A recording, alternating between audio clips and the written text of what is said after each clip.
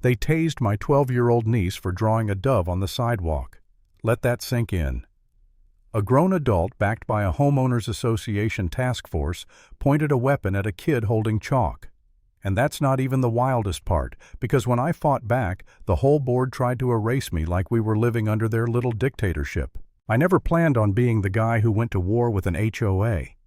After years in the FBI, after burying my brother, thanks to a botched raid, all I wanted was peace. I left Quantico, moved to Valemont Crest, raised his daughter as my own. I thought gates and trimmed hedges meant safety. I thought a neighborhood with rules meant protection. Turns out rules in the wrong hands are just another kind of weapon. It started simple. Laya knelt under the iron archway at the neighborhood entrance, sketching with chalk. A dove, white wings, soft, messy lines. Her dad used to call her Dove. It was her way of remembering him. That's when Colleen Durrett showed up. HOA president, mid-40s, permanent smirk, like she'd been born with a gavel in her hand. "You're trespassing on common property," she said. She called my niece's drawing vandalism. She actually smiled as the pressure hose washed the bird away. I stepped in, told her the sidewalk was municipal easement outside HOA control. I reminded her I knew the law. I used to teach it at Quantico. But Colleen didn't blink. Rules are rules. You're not exempt. She thought she had me cornered. She didn't. Not yet. The very next morning, a violation notice was taped to my door like a warning shot. Failure to comply with beautification standards. Misconduct during board interaction. No specifics, no appeal, just a threat. Leia found at first her little hands trembling, asking me if she did something bad. I told her no, she did something honest. But I could see it working. Fear. That's what Colleen thrived on. And she wasn't just targeting me. I started hearing whispers. Mrs. Calhoun, 72, said they made her grandson tear down his pride flag. The Daniels family, brand new to the neighborhood, forced to rip out a fence because it was 2 inches too high, leaving their baby's play area exposed. A single mom fined for a plastic playhouse in her backyard. A black homeowner accused of loitering in front of his own garage. These weren't rules, they were punishments handed out by Colleen's so-called task force. Volunteers with radios, vests, and tasers. None of it authorized in the HOA charter. She just said it was official, and people believed her. That belief almost broke me. One afternoon I caught myself staring at the violation letters piling up. Laya curled on the couch, refusing to draw because they'll take it down. And for the first time I wondered if Colleen was right. If maybe I was the problem. Maybe I should just pack up, spare Laya the weight of this fight. That thought hit me harder than any weapon could. I actually sat there, head in my hands, asking myself if I was dragging her into something she couldn't handle. But then I remembered the look in her eyes when she whispered, "They washed it. The dove's gone." She wasn't scared of chalk. She was scared of silence. And if I walked away, I'd be teaching her that bullies win when they shout loud enough. No, not again. Not after what happened to her father. That's when the switch flipped. I wasn't leaving. So I dug. At the city clerk's office, I found the truth: no record, no approval, no legal standing for Colleen's safety force. On paper, it didn't exist, which meant every taser, every fine, every threat, they were all unlawful. That was my first weapon. The second came from an unlikely ally, Mark Barron, the HOA treasurer. Quiet man, military, past eyes that carried too much guilt. I caught him hesitating during a board meeting and I pressed. Eventually, he handed me a folder. Inside, a spreadsheet logging every incident. 5 taser uses, including the one on Leia. Fake violation tickets printed on knockoff letterhead.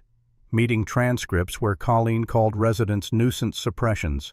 It was a shadow authority built on intimidation and paper lies. Mark admitted he'd been complicit, signing budgets, nodding along, but now he couldn't sleep. He swore if needed he'd testify. That was my second weapon. I packaged it all. City records, Mark's documents, the fake newsletters. I sent them encrypted to an old contact in the DOJ's Civil Rights Division. And for once I didn't sign as former agent. I signed as guardian. The reply was quick. Escalating for review. Case ID by end of week. The federal gears had started turning. But I knew law alone wouldn't be enough. Colleen's power wasn't legal, it was performance. Radios, vests, smug grins. If I wanted to dismantle her, I had to tear down the show. So I went to the neighbors she'd hurt one by one. I didn't beg them to fight. I asked for permission to stand with them. Mrs. Calhoun, the Daniels, the single mom with the playhouse. Slowly they said yes. Meanwhile, I filed a formal appeal against my meeting ban. Certified letter. According to the HOA's own charter, that meant they were legally required to address it at the next public meeting. Colleen couldn't bury it. She'd have to face me, face all of us on record. Mark slipped me one more ace in audio file, Colleen herself admitting the taser incident was regrettable but manageable, and bragging they could bury it in corrective measures. The final nail. The night before the meeting, I looked at Leia asleep on the couch sketchpad on the floor. She'd drawn another dove, this one built of bricks like a wall that learned how to fly. Stronger. I promised myself I'd match that strength. The recreation hall was packed. Folding chairs down the aisles, people lining the walls. Colleen tried to shift the location again, but the charter held her in place. I walked in with a binder under one arm and that flash drive burning a hole in my pocket. For the first time, the room felt ready. She opened with her usual smirk. Disruptive behavior will not be tolerated. We're here to maintain order. Then she jumped straight to item 6, my appeal calling it meritless. I stood. Calm, steady. Your own charter requires a vote with public discussion. Or has that rule been erased too? Murmurs swept the crowd. Colleen's eyes narrowed. Mr. Rohr, your participation is contingent. No, I cut her off. Your authority is contingent. On legality. On truth. Gasps, phones rising to record. She motioned to one of her volunteers in a vest, a staged intimidation tactic. I didn't flinch. Instead, I dropped my binder on the podium and flipped it open. In here is a full timeline of your abuse of power, false citations, unauthorized force violations of city law. And in my pocket I held up the flash drive is your own treasurer's recording where you admit to burying the taser incident against a 12-year-old girl. The room exploded. Whispers taser. A kid. Colleen froze. For once that smirk cracked. This task force you parade around, I continued, isn't recognized by the city. No training, no authority, no legal cover. Which means every action you ordered was unlawful. Every fine you issued fraud. Every threat you made empty. She tried to spit back, this is a smear campaign, and that's when Mark stood. His voice quiet but firm cut through the hall. No, it's a correction. I've seen the documents. I've heard the recording.